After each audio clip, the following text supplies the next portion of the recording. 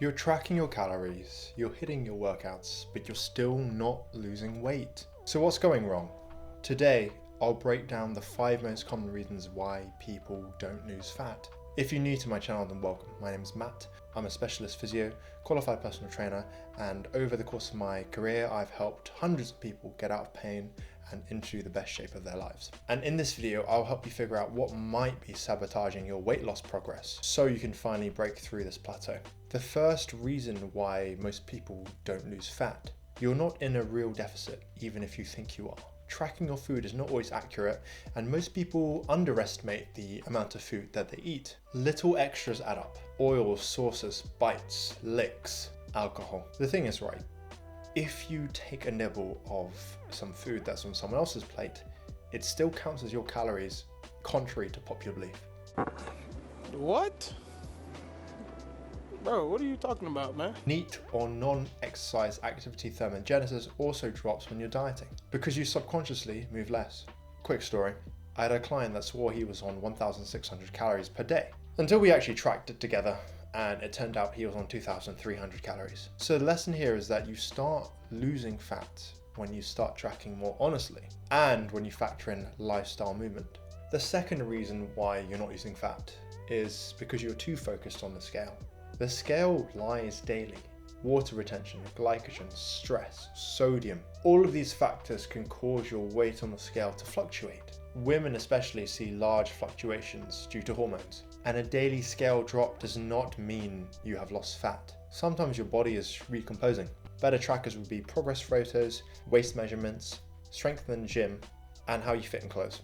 I have one friend who didn't drop a single kilo in 4 weeks, but she lost 3 centimeters off her waist, and she looked way leaner. So stop obsessing over the number. Look at the trends and the visuals. The third reason you're not losing fat is because you're inconsistent, even if it's slightly. 5 good days on, followed by 2 off days, can really stall progress, because a 2,000 calorie surplus over the weekend can mess up a week's deficit. Consistency is more important than perfection. Small slips over time are what stall fat loss. I had a friend who was trying to lose body fat, and he would absolutely crush it during the week, but then on the weekend he would eat loads of Nando's, donuts, and drink a lot of beer.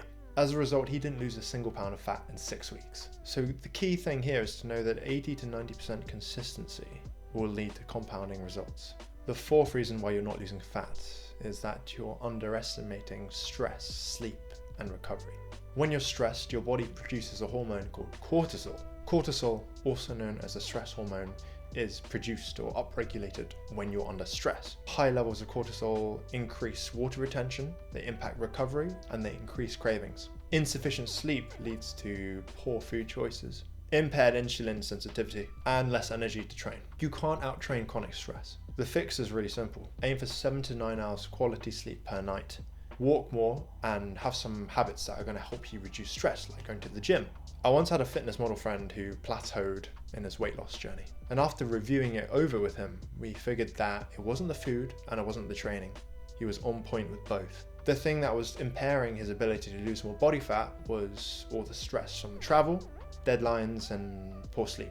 Once we dialed that in, once we fixed all those issues, his fat loss resumed. So the thing you need to know here is that recovery and lifestyle habits are amplifiers of fat loss, not just optional add-ons. And the fifth and final reason why you're not losing fat is because you're training wrong for fat loss. Overdoing cardio and neglecting strength or resistance training is a recipe for losing muscle and looking flat. Lifting heavy preserves muscle mass, and it keeps you strong and defined as you lean out. The best combination is strength training 2 to 4 times a week. Depending on if you're a beginner, if you're just new to lifting, you might train twice a week.